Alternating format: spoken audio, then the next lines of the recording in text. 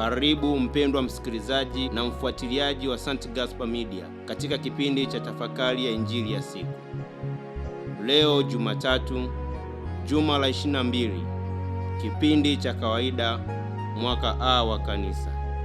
Masomo ya leo.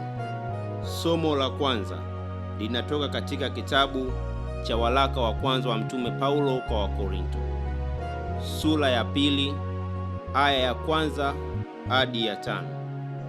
Injili takatifu kama ilivyoandikwa na mwinjili Luka, sura ya 4, aya ya 16 hadi aya ya 30.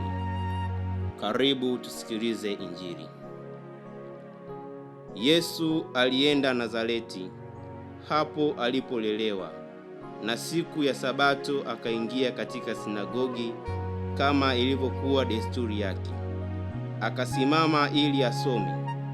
Akapewa chuo cha nabii Isaya, akakifungua chuo, akatafuta mahali palipoandikwa, Roho wa Bwana yu juu yangu, kwa maana amenitia mafuta kuwahubiri maskini habari njema. Amenituma kuwatangazia wafungwa kufunguliwa kwao, na vipofu kupata kuona tena, kuwaacha huru walioteswa, na kutangaza mwaka wa Bwana uliokubaliwa.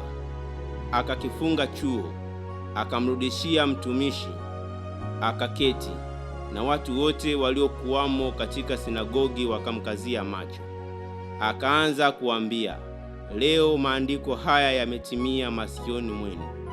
Wakamshuhudia wote, wakiyastaajabia maneno ya neema yaliyotoka kinywani mwake. Wakasema, huyu siye mwana wa Yusufu? Akawaambia, hapana shaka mtaniambia mithali hii, tabibu, jiponye nafsi yako. Mambo yote tuliyosikia kwamba yametendeka Kapernaumu, yatende na hapa pia katika nchi yako mwenyewe. Akasema, amini nawaambia ya kuwa hakuna nabii mwenye kukubaliwa katika nchi yake mwenyewe. Lakini kwa hakika nawaambia, palikuwa na wajane wengi katika nchi ya Israeli zamani za Eliya, wakati mbingu zilipofungwa miaka 3 na miezi 6, njaa kuu ikaingia nchi nzima. Wala Eliya hakutumwa kwa mmojawapo, ila kwa mjane mmoja wa Sarepta katika nchi ya Sidoni. Tena palikuwa na wenye ukoma wengi katika Israeli zamani za nabii Elisha, wala hapana aliyetakaswa ila Naamani mtu wa Shamu. Wakajaa ghadhabu wote waliokuwa katika sinagogi. Walipoyasikia hayo, wakaondoka wakamtoa nje ya mji, wakampeleka mpaka ukingo wa kilima ambacho mji wao umejengwa juu yake, wapate kumtupa chini. Lakini yeye alipita katikati yao, akaenda zake. Neno la Bwana. Sifa kwako Kristo. Mpendwa katika Kristo, napenda nitafakari nawe maneno haya ya Yesu Kristo, kwamba Roho wa Bwana yu juu yangu kwa sababu amenitia mafuta.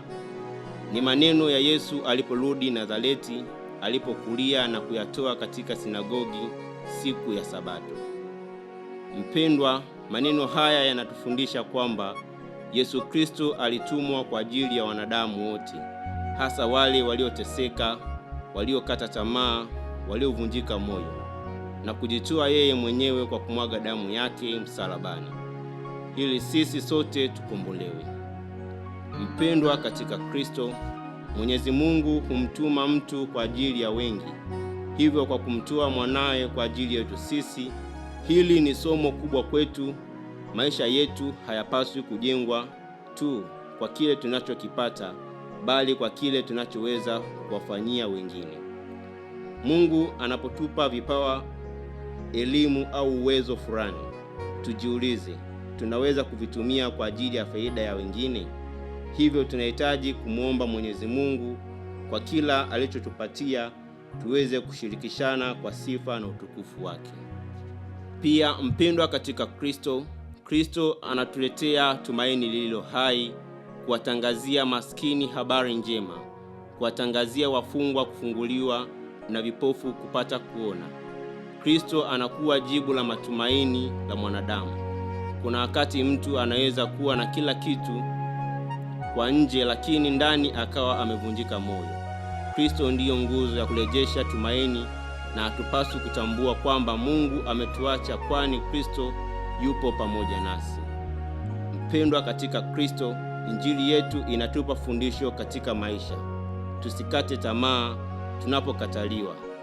Watu wa Nazareti walimjua Yesu tangu utoto wake, ila hawakumtambua kama mkombozi. Walimuona kama mtu waliomzoea tu, na mwisho wakamkataa alipowapelekea habari njema. Hapa panatufundisha kwamba wakati mwingine mazoea yanaweza kutufanya tushindwe kuona ukuu wa Mungu. Tunaweza kusikia Injili kila siku na mafundisho yote ya kanisa, lakini moyo bado ukawa haujabadilika. Hivyo tunahitaji neema na baraka za Mwenyezi Mungu kushinda katika haya.